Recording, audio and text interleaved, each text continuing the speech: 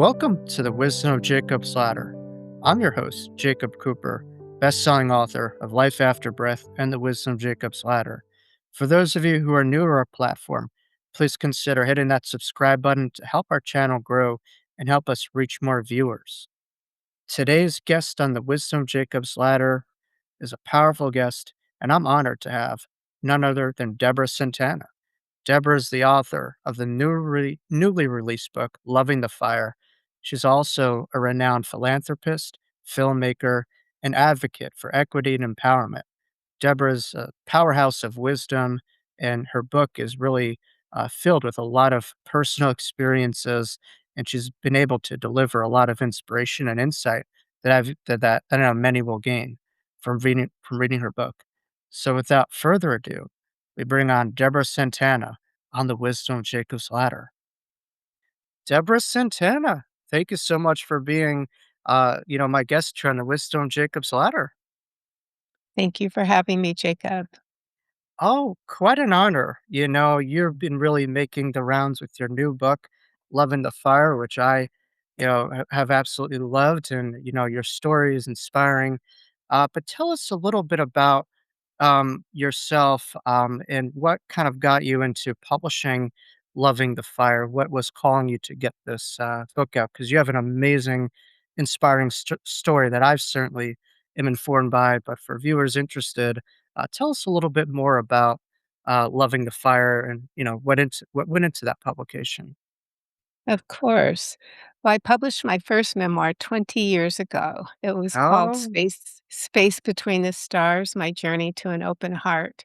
mhm. And that book was really my foray into becoming more of a person out in the world because I feel that I had been living my life more behind the scenes, and Space Between the Stars was my coming of age story growing up, biracial in San Francisco, and all of the experiences I had, and my dad being a very well-known jazz blues musician and a person of color, Black man, and my mom, Irish, English, Scottish, working for Social Security for years and years, and my sister and me raised in San Francisco, where even though the culture was liberal, we still grew up in a time of racism and being excluded from society. So it was sort of my coming of age story, and then meeting a not so great boyfriend, and then having a guru. So all of that was my earlier life in Space Between the Stars. And Loving the Fire, I really felt I wanted to tell my story from the end of Space Between the Stars until now. Mm, yeah, it's would love certainly we'll get into, your story for certain. Just out of curiosity, can you tell us a little bit about the concept of the fire? Because I hear a lot of, what does that mean to you and why embrace the fire? Yes. Well, it's interesting because I can't really remember. I remember exactly how I chose the title for Space Between the Stars, but I think I saw myself in my rebirth, and it's not really rebirth because I've been a spiritual aspirant my entire adult life, actually since I was a child. But I Really? felt that the yes, I was Really? raised in the church, but we'll get into that later. But I really felt that on this journey since Space Between the Stars, I had really walked through fire. And by that I mean the image of walking through a forest fire where everything is burning around you and you feel singed by the light of the fire and by the flickering flames. Mm, And yet, if you keep walking, and I felt that in my transition from being married to being on my own again, I felt that I walked through the fire. And although it was very difficult and I was burned in some ways, that just like with a forest fire, after it settles and everything is resting, there are new sprouts of life that come up, and you're mm, transformed by the not being incinerated, but by your life changing in such a dramatic way. And so I love that. I love that I can trust that I've been through fires before, and if I go through fires again, I will survive and thrive. Wow.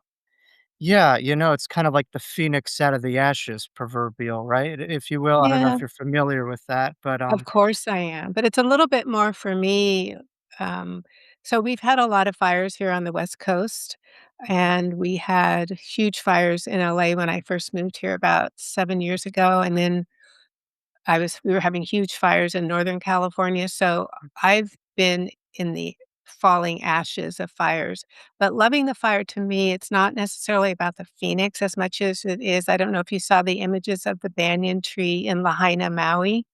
mm, Oh, our family used to travel to Maui quite a bit, and one of my best friends lives there, and there's a banyan tree in this tiny town of Lahaina that has been a resting place for thousands of people over the years, and it's so large that its branches actually reach down and touch the ground and sprout up with new almost like new trees, and children play in it, and you can run through the it's not like a little forest inside the banyan tree, and during the Maui fires 2 years ago, that tree was burned, and everyone was uh, heartbroken mm, because they just couldn't see that it would ever come back, and yet it did.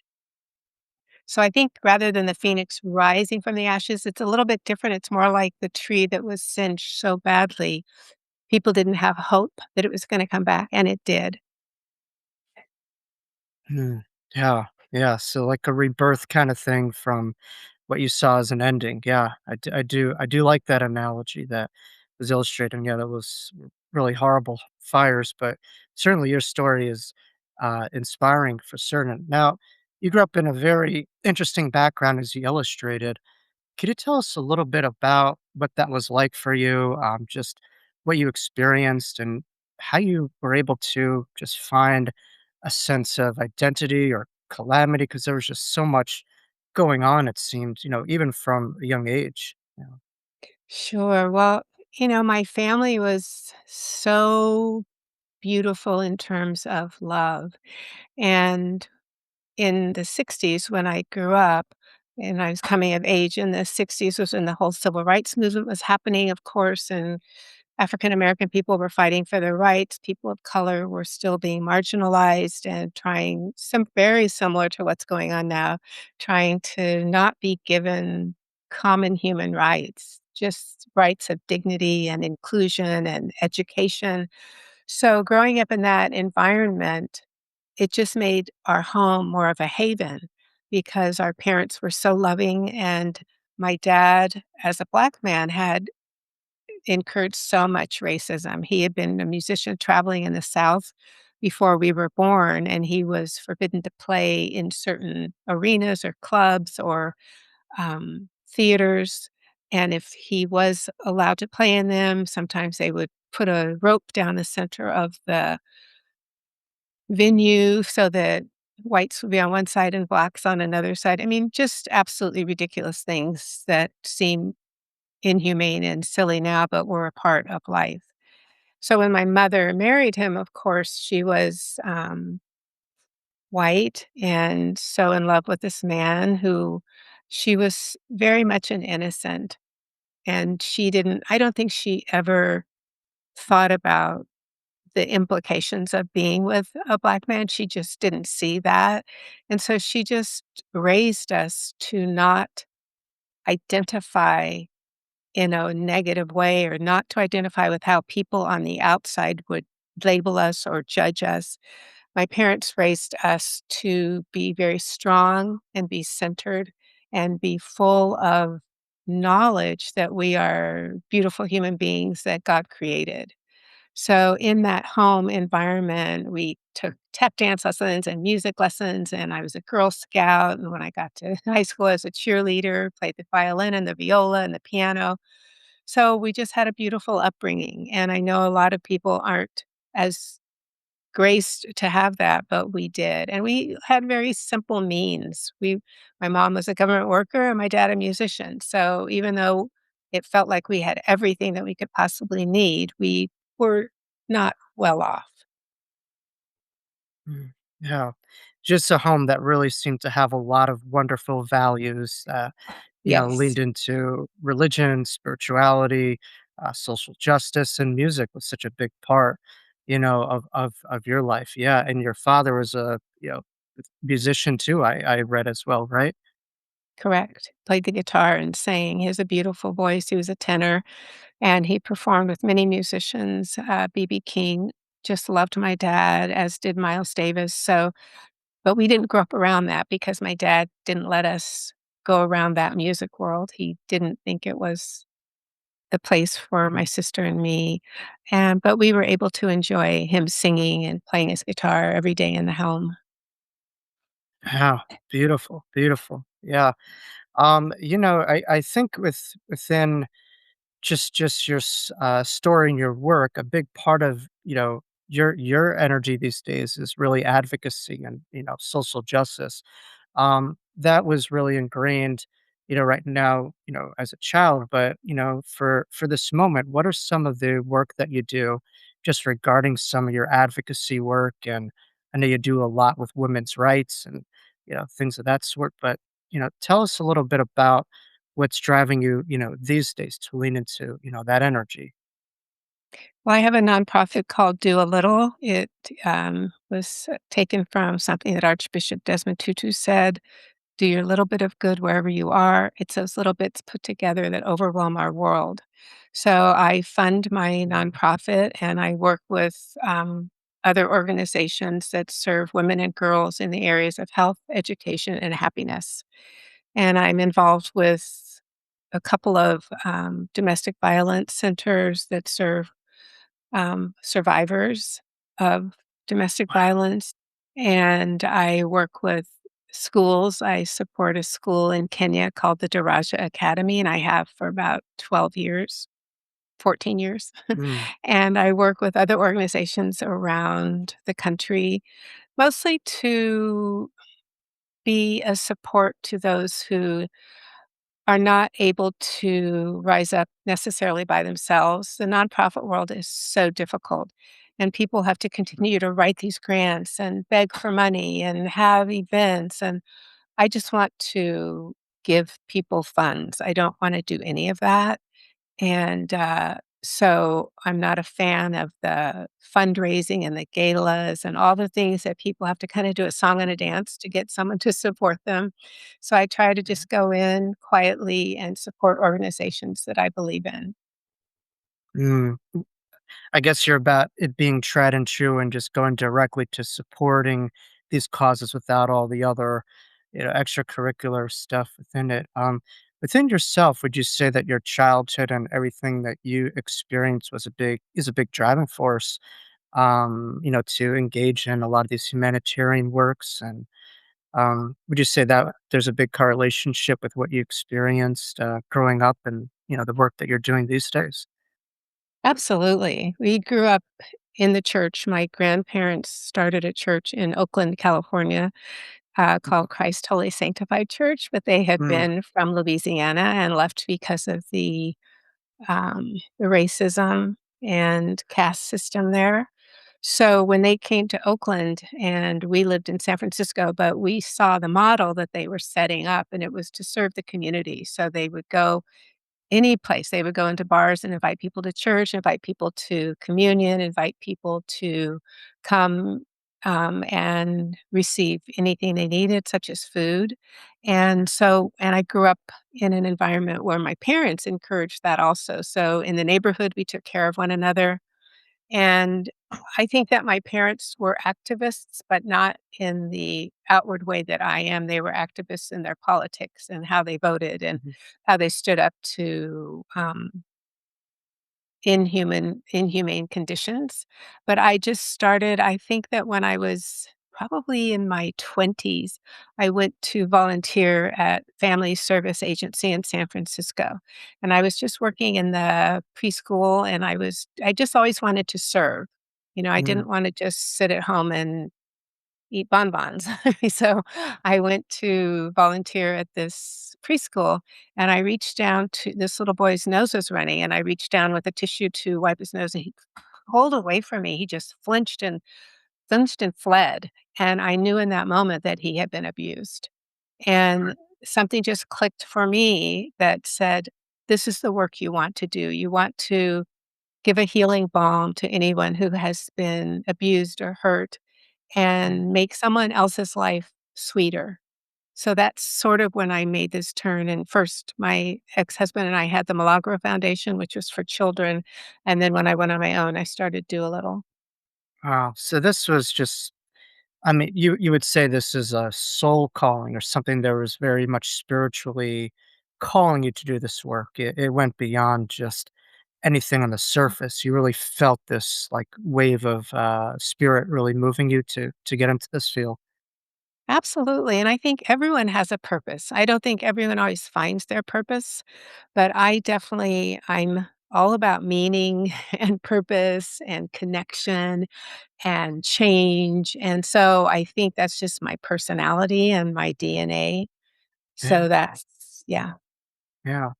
I mean, yeah, just off, record, I was just wondering because so many people I bring on my podcast, they talk about, just the amount of pain going on, division, Mm, all these things, and it's just kind of like a weird time with social media, and I just wanted, your kind of light to shed on, what's happening now, and for people who feel powerless during this juncture, mm. what could they lean into to make a difference? And what's some Deborah wisdom right now? We need to hear it. Yeah.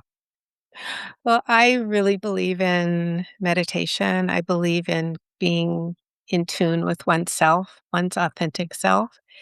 And I know that I remember when I was growing up and the things that I was involved in, and my parents would say, "Oh, this is really not good. This is gonna lead us to God knows where." And, if it was something we were doing at our age, in San Francisco, the hippie movement, people starting to experiment with drugs and all of that. And now I look at the world and I think all of this technology, of course, I'm sure you understand and feel the same way. All of this technology and it's such a convenience and we're so connected on a certain level, Mhm. but person to person, one on one, heart to heart, soul to soul, that takes putting those devices away and looking into someone's eyes and getting to know them, listening to their story. It takes empathy and it takes a type of love. So that's really where I live. I try to live in an inner place of knowing that love is the answer. And yet I use devices, but I don't live on them. I'm not attached to them. And I think that I feel like my parents, where are we going to be? Where are we going? Where is this connection? Where is this holding hands and being in circle together? And yet some people are still doing that. It's still happening. It's Yeah. just that we see all of the news is just everything drives us to this place of disconnection. Mhm. Whereas in our communities and in our homes and in our smaller worlds, we can have that one-on-one, heart-to-heart connection, and I think that's what's gonna save us, to be honest. Mm, yeah. No, that direct connection is so needed because everyone's just living in a lot of people live in these silos, and I don't think God created us to live on smartphones. I think we were created to, or Excel spreadsheets, or who knows. We were created to Yeah, be a part of this earth and connected yeah, to each other. But meditation seems to be a very big part of, your life. Certainly it seems from what you're describing as a young child, you're exposed to it. Is there a particular form of meditation that you practice? And, what has meditation taught you from a spiritual, emotional, how has it, changed mm, yourself and your outlook, if you will, in your daily living? yeah, meditation, I've been meditating since I was about 19. Yeah. Formally, when we had the guru, we started meditating daily at 21. Yeah. But I started meditating when I was starting to do yoga. I started yoga with my mom when I was 16 in San Francisco, Man. and my mom was so advanced in terms of eating properly and exercise and yoga, and yet she remained a Christian her whole life. She never changed, whereas I've gone through so many different iterations of spirituality. But I just feel that and I don't like to miss a day. I like to start every morning the same way. I wake up and, brush my teeth, get my tea and sit at my altar. And when I sit at my altar, I have a ritual. And I think that I've studied Buddhism with Natalie Goldberg when I went to her writing retreats, and it's being present. It's sitting on the zafu, Mhm. on the cushion. Yeah. It's sitting on the mat and letting yourself breathe. Breathe into what is around you, what is within you. And I don't know, I would not be able to survive if I didn't have meditation because every morning is different. And some mornings I'm very in tune and I can just hear spirit whispering to me, and other mornings my mind is racing, so I'll put on I put on Aura. I have this beautiful sonic healer, this man who gives meditations, Mm. and so I'll listen to sonic healer to calm my mind down.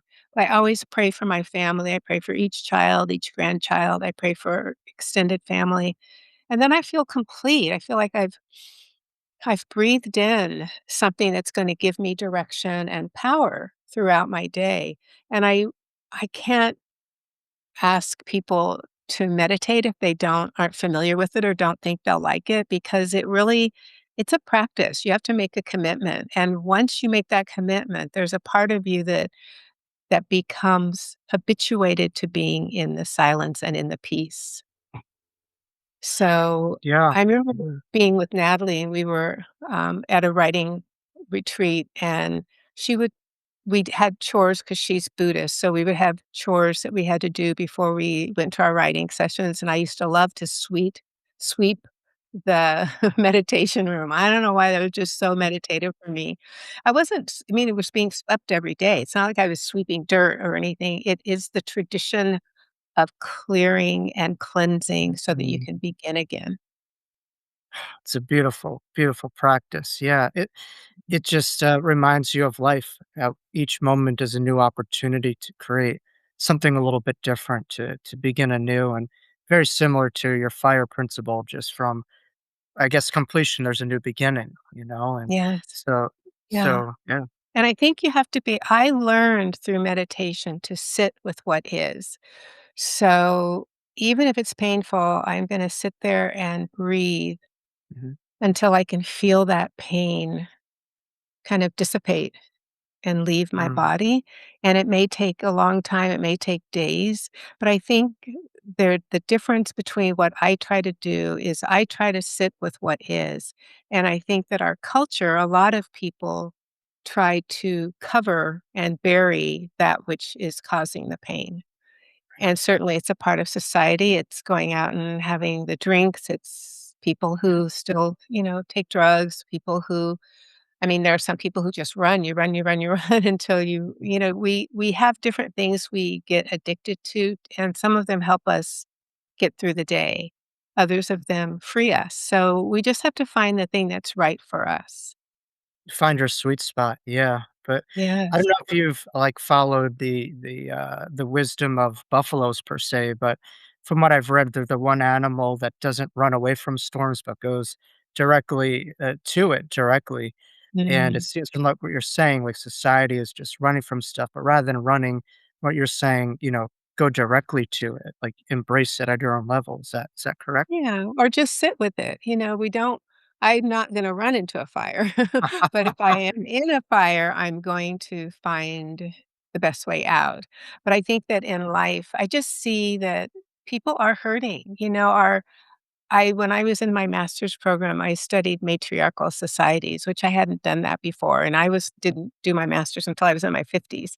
And so the studying of matriarchal societies, which is not against patriarchy, it's matriarchal societies are built on inclusion and circle living, and certainly the respect for the matriarchs, for the grandmothers, for the women who have the wisdom. Mhm. And sitting with that type of philosophy and sitting with you don't have to be doing something every second. It's not a corporate philosophy. What has happened, certainly in the Western world, is money is God, of course. Money has been God for a long time, but money is definitely what is driving all these billionaires and people to not care about anybody else. And I'm just wondering, what do they think is going to happen? Do they think they're going to live forever and they're going to have these billions of dollars? No, life is here now. And there's everything has shifted so much with this corporate philosophy, and we've run Mm, over the earth, the environment, the ecosystem. I mean, no one's caring about the things that are lasting and going to be here forever, and unless we blow them up, which is mm, certainly a possibility. mm.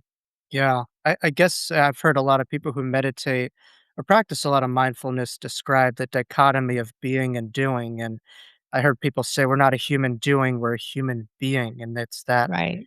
being while we're doing, being Mhm. conscientious, being aware, being mindful. And Mhm. it seems like that's really something you're leaning into a lot these days.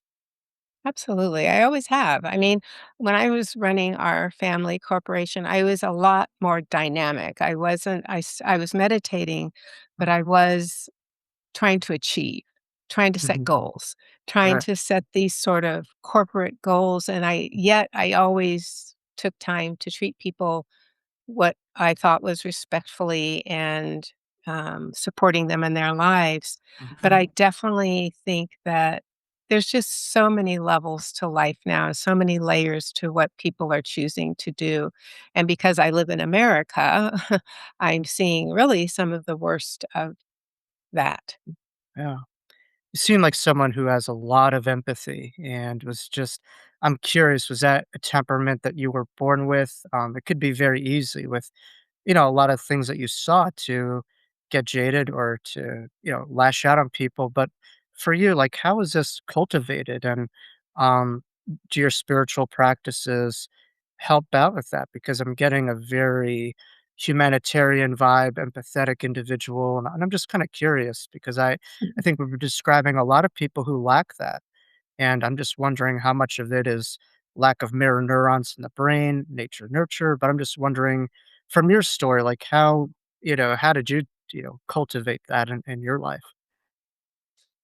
Well, I've always been a gentle person, pretty much. I was very shy when I was a child, but I became an activist in my teens. I mean, I lived in the Bay Area where the Black Panthers were feeding school children and teaching us that we did not have to be shot at and murdered just because of the color of our skin. So run the whole gamut. And then I was a follower of Martin Luther King Jr. and believed in his pacifism and Gandhi. And so I feel like I have all the parts. I'm always going to be militant for human rights. Hmm. And yet that sounds sort of counterintuitive, right? I'm gonna fight for people to have rights. And yet, I also know over the years, I feel that if I can raise my level of consciousness, if I can raise myself higher than just being a fighter, just fight. You have to fight, but fighting to me doesn't produce the solution for me, which is love. So I want to get to a place where I'm living in some sort of peace and light that I can emanate that to the world. And yet you're right, I am an empath. I'm a highly sensitive person, and I have to also learn to protect myself so that I don't take on other people's, um, dis-ease with the world. So it's such a I'm sure Delicate you see balance. that. Yes, it's a delicate balance. Yeah. I guess you're trying to cultivate that peaceful warrior within as by a friend's Yes, book, Dan Millman, who I right. who I met a year ago. Yeah, but that's Love a that beautiful book. concept to have. Yeah, Yes, yeah, he's a great yes, individual. I bet. But yeah, yeah. But just to switch gears on this is very social worky because there's a lot of macro, micro, and meso stuff here. But from a more of a micro basis, and this could lead to like macro education.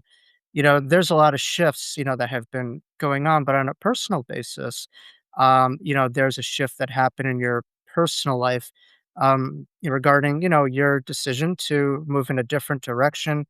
I'm just kind of curious, how did you get to that point? Because I mean, I think I find this for my clients when you're in something, they say it's easier to get in than to get out, if you will. But, once you're kind of in something, it's hard to make changes. It's hard to shift. Like, when did that come to you and said, you know what, it's time to go in a different direction? And, how could you speak to some people who may feel like they're in quicksand or they can't get out of dynamics or they struggle to have the courage to do so? Because I run across a ton of people, like Mm, this. yeah, courage is so important. So, I know you're referring to my marriage. So I was married to Carlos for 34 years. Mm, I married when I was 22, just a babe. And I think I had such grounding from my parents that I was never swayed or taken away by the fame. I just was, when we finally started having our children, I just wanted to be a family and yet worked in the office, started managing the last 13 years I was there. I was vice president and mm, COO of Santana Management. And I think that in the years when I was in the marriage, I was just living and doing and trying to do my best and be my best and take care of him and um, be of service to the fans. That was the big thing, to be of service to the fans in the music. Yet as we grew older, my values were being impacted by some of the choices that were being made um, by him and in the business. And I began to just feel that I wanted to live more in tune with my voice and my spirit. mm, And over the years, I always had that. I was always in prayer groups and meditation groups, and I was still taking courses and being educated. Yet, as a couple, I don't think we were still going in the same direction because his direction is always just play music more, and my direction was more family, retreat, mm, right? So we just started growing. For me, it was growing apart. And I think it took me a while to have the courage, but I always knew that I would be true to myself because even if I believe in reincarnation, which I do, this is the only life I've got right now. And so, I like you that. know, Yeah. am I going to spend the rest of my life doing what I know is not right for me? Doing what I know is compromising my whole purpose in life. And eventually I actually had to wait. I waited until my mom passed away because Mm, she was so dependent on our family unit. And then I knew this is the time. So I think for every person it's different, but I'm going to read something at the end or when you tell me to about oh, how to walk through fire because I think the most important thing is I do not want people to stay where they're not flourishing. I just mhm, feel that is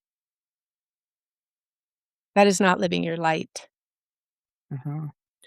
Yeah, and it seems like a big part of your life, has been values and integrity and honoring those values, and it seems like you're finding your happiness when you're living in congruency with your values, and you make a point where, you meet someone at a certain time and maybe vibrationally, you're at the same pace, and then you just grow in different directions, Yeah. but My intuition best is friend Chris I'm sorry, go ahead. no, no, no, no, let's get into your best friend, Chris. That overrides anything that I would possibly wanna say. This is your best friend here. Yeah. My best friend Chris says that we make contracts with people, and when those contracts are up, we've got to move on. And I love that concept because a contract, and so she's saying it from a spiritual leaning because she's done a lot of work with Mhm, breaking cords and contracts and things like that. But I love it. Such a gentle way to say, "Oh my gosh, we were together and we learned all this from each other and our contract's up."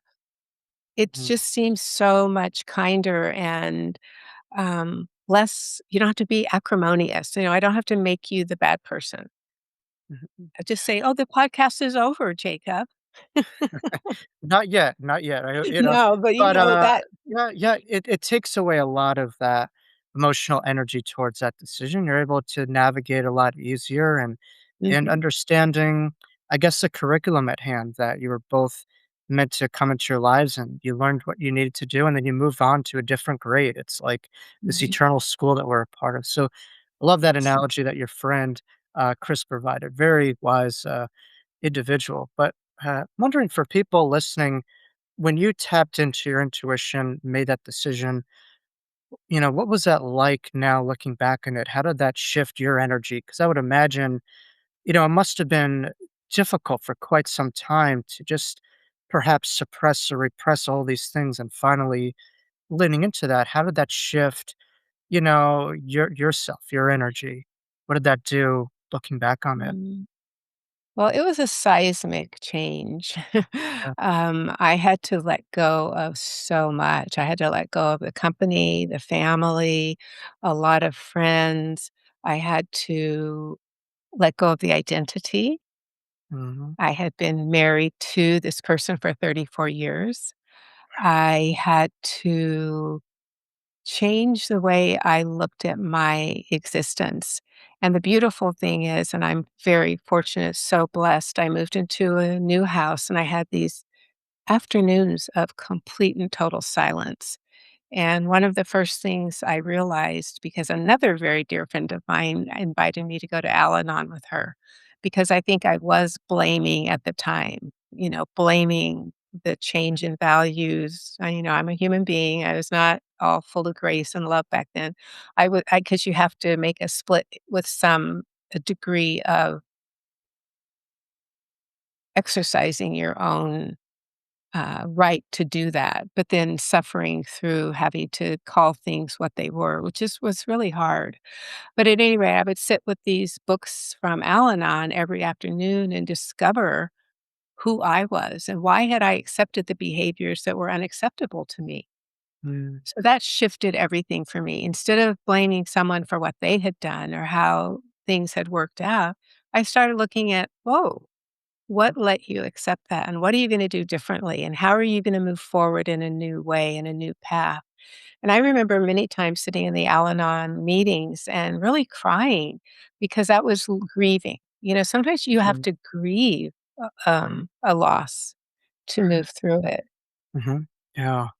It seems like that took you from victim to victor of your life where, instead Absolutely. of the victim mentality, you were able to understand the lessons and evolve through it. And we just know all these types of people, they just continue to regurgitate the drama, the Yeah. finger pointing, but there's Oh, no internalization. There's no mhm.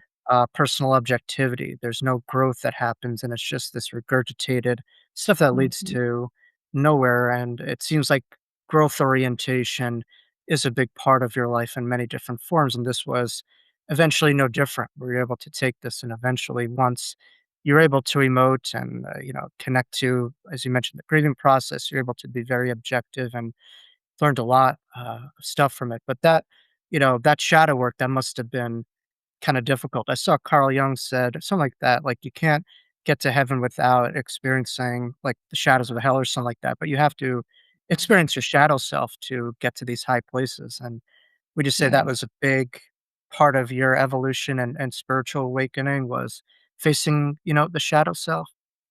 Yes. And facing that I had to be accountable for my choices. And what part had I why did I deny myself something glorious in order to keep the relationship going? So it's beautiful to go through that work, isn't it? You get this opportunity to say, "Oh, okay, I did that. That was not the direction to go, Mhm, but what direction am I gonna go in?" And so then you start this learning and I've done everything. I learned Diksha, which is a type of meditation. mm, I was doing hot yoga. I had this wonderful opportunity to start exploring and open myself up to new modalities. I did EMDR, which is so huge for mhm, me. sure. And right, and tapping, EFT.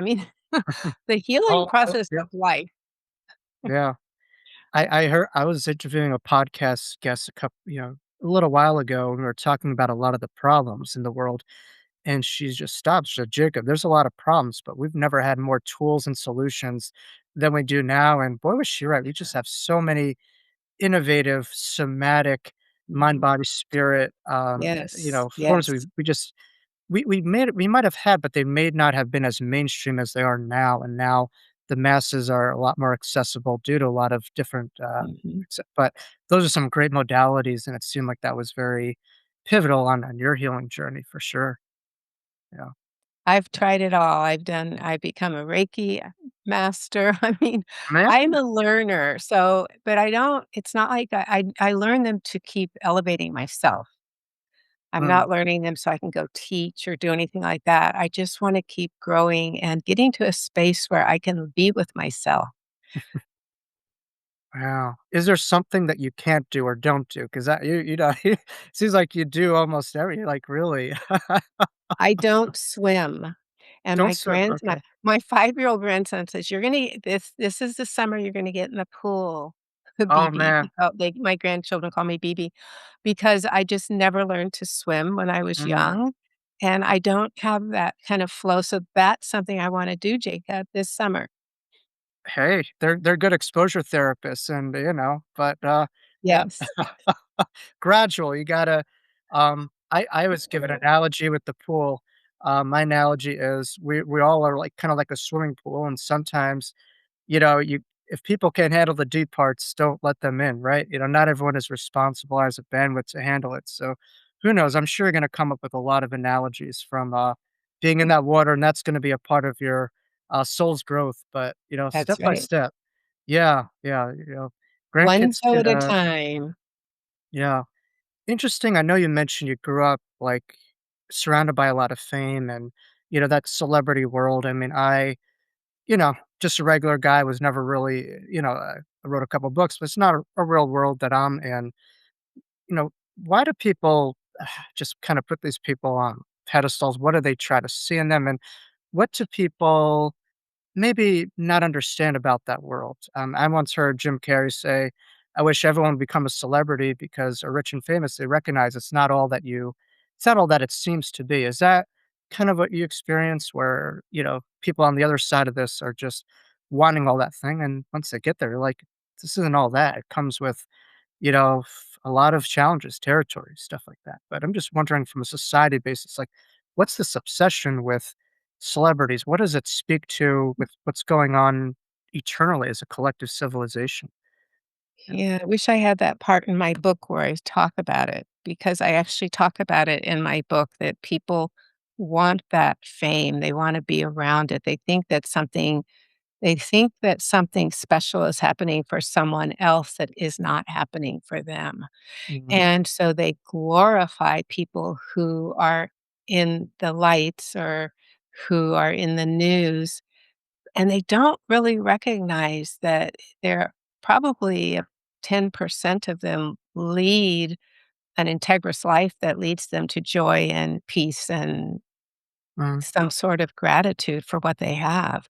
I think there's a certain level of living, and I don't know if you're familiar with Dr. David Hawkins, who wrote Power Oh, versus Force. absolutely. Yes, yes, Yes. familiar. So, Yeah. his map of consciousness, Yeah, yeah, absolutely. desire and all of that, and Mhm, fame, and not fame, but desire and greed and all those things live below the level of integrity. And mhm, so people who think that that is fulfilling, it's just the old adage about all that glitters is not gold, right? mhm, So I think that my parents grounded me. I also have seen enough people who are beautiful people, even though they are in the world and have some recognition, mhm. and other people who just burn out their lives, can't get enough, can't, nothing is ever enough. And I don't know what it is. I just know that for me, I wanna be in tune with my spirit, and I wanna live in gratitude, and I don't want to have people telling me how wonderful I am, I just think Mhm. that's the trap, Yeah. and then it's just such a trap because, first of all, I want people to be able to tell me the truth. Well, my kids will always tell me the truth, which is beautiful. Um, Oh, yeah, that's for sure. They're not gonna be impressed by anything. Yeah, no. yeah. And I don't live in that world, I live a very humble life, and I have a beautiful group of friends, and I just don't have that kinda desire, so I don't know why people want it, but I do know I lived that, where people thought I was something because I was married to someone. No, I'm something because God made me. Mhm. Mm. Say that one more time. People need to hear that. I'm someone because I love that. I was not someone because I was married to someone who was famous. I am someone because God made me. Yeah. Yeah. I And I think that that's so important for people to understand. It's how you treat people. Maya Angelou said, "People are not gonna remember what you said, they're gonna remember how you made them feel." I guess to deny yourself is to deny the creator too, right? We all have I that. would think so. Yeah. Yeah. And yeah, I just hear from a lot of people in that world, it's a heavy burden to live up to because there's a certain Mhm, image that people have of you where they feel like, I don't know, I heard Michael Jordan talking about, his run and just how everyone expected him to be Michael Jordan all the time. They had this image of mhm. him, and that's like an incredible heavy burden to constantly live with where at any moment anyone can see you can't be off your game. You have to be on all the time. So can't imagine what that was like, but I'm sure for you now living the way that you are, it's a big exhale. And it's, Yeah. more of like the afternoon of life as Carl Jung spoke about, which the morning of life was very much about the hustle and bustle and the ego and the Mhm, accolades, and the mhm. afternoon was more about that sense of beingness, being present, and focusing on the things that really matter, and it seems you're been leaning into that for quite some time, but that's, showcasing especially these days, right? I think that also it's really for me, life is about trying to be a good person. I mean, when I was younger, I was really impatient sometimes, and I would be standing in line, and why are they taking so long? I mean, I had all of that, that Mhm. maybe we don't have time when we're younger. We think we have to hurry up and get everything done. But You're I not think you're not a New Yorker, are you? no, I'm not. I know, Past when I'm in New York. maybe some Aries or Gemini in your chart, who knows, but yeah. Yeah. Yeah, but I think it's just so interesting. We're just all here to grow. Just like you said, this is the big schoolhouse, right? Being on earth and rather than strive for outer things, I think it's good to strive for inner qualities and inner Yeah. choices that will make us good human beings. Mhm. Yeah. It's something they don't emphasize enough, like, when they talk about accomplishments, they don't say, like, "Rule number 1, be a nice person, don't be a whatever," Like, that should be the first things first, like, that's my philosophy. I'm not impressed by anything, I go by heart radiance, that is what I really go Mhm. by. You could talk the fancy word salad and all those things, great, but if you're not if the heart isn't there, the integrity isn't there, I don't give my energy as much to that, it's really Yeah. that's what I think people have to get about. Now, obviously, through the fire is a very big concept.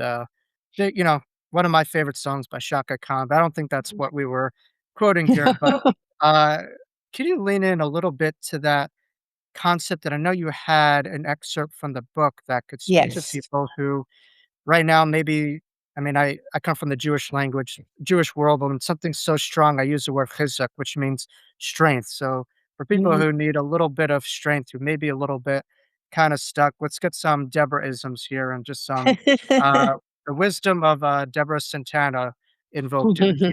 I would love to hear this expert that you are gracing us to be in the Yeah. presence of. You're so sweet. Thank you so much. So I'll just read the last part of the book, which is How to Walk Through Fire. Yeah.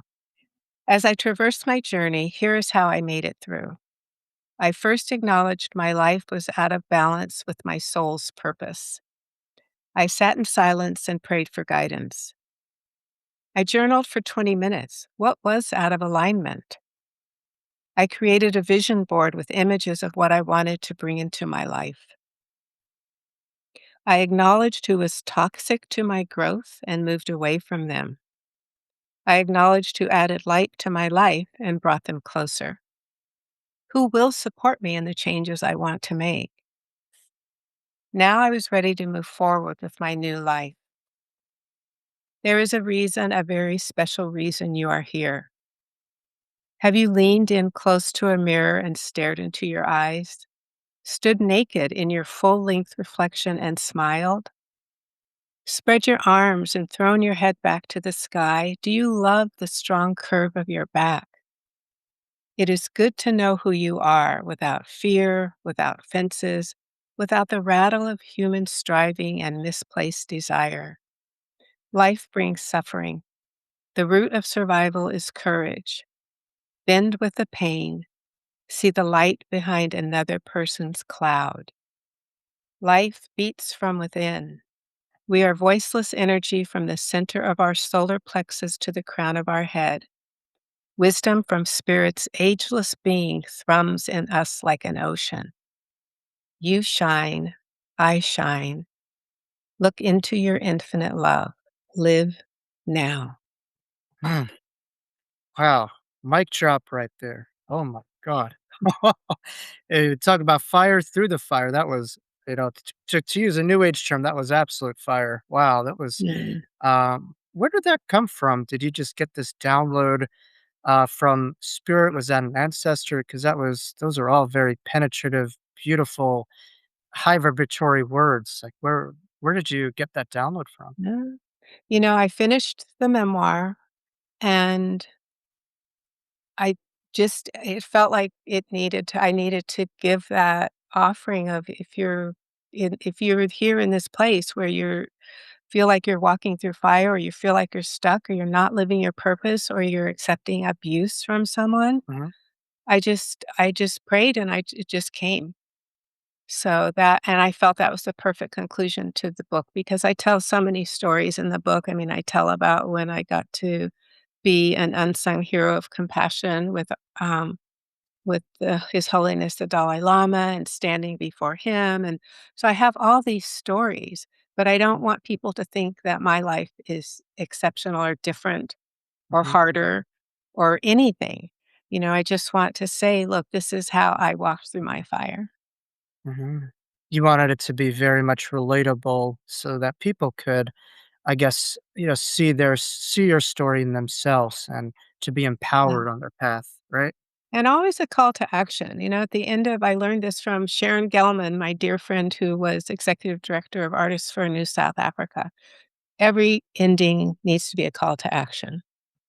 Mm, yeah, and that's a beautiful, call to action that you provide in your book, and, certainly really recommend people to check out, Loving the Fire. Now, where could people find, this book? Are you gonna be going on book tours? And, how could people learn more about Deborah Santana and her new release book? Well, definitely my website, deborahsantana.com. It's got way too much information, but hopefully you'll find something there that will lead you on. And it has information about Loving the Fire as well as where you can purchase the book. Yeah, yeah, and I guess some of your events will be posted there if people want to Yes, check my you out at event. events, Yes, and and, I'll be at Tibet House. Well, you won't be this right, won't be on before Tibet House, but yes, my events are on, my website also. yeah. Any final thoughts that you're getting to share before we conclude this awesome conversation? And would love to have you back because man, it's like I could go in any different direction. You seem to be able to have a download or an insight or a story for that thing. But anything that's coming to you to share, with the audience, anything that you're called to, any final messages that you have to provide. Just gratitude. I have this mnemonic that I say sometimes when I'm hiking or when I'm, um, maybe not in my peace, and it's just the first few letters of the alphabet, and I start with, um, acceptance, beauty, compassion, dignity, equality, forgiveness, or faith, gratitude, humility, integrity, joy, kindness, love, and mercy. Mm, So I like to mull that over and all those beautiful qualities. And I want to have those kind of wrap me up and carry me through life, and I hope the same for all of you. Beautiful, beautiful. Well, thank you so much, Deborah, for sharing your beautiful wisdom and your beautiful book, Loving the Fire. Do check it out, and check out Deborah's website, and you could give her a follow also.